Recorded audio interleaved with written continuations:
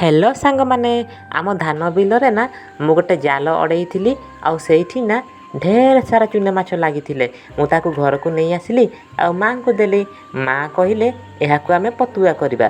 किछि अंचल ना याकू माछ पतुआ कुहंती आउ किछि अंचल रे याकू माछ पतरा पड़ा कुहंती। आम अंचल रे तो माछ पतुआ कुहंती।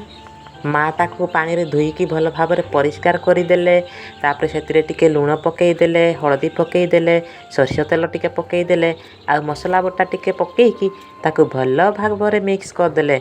आ मिक्स कर सारिकी हलदी पतर रे ताकू पतुआ बनइले।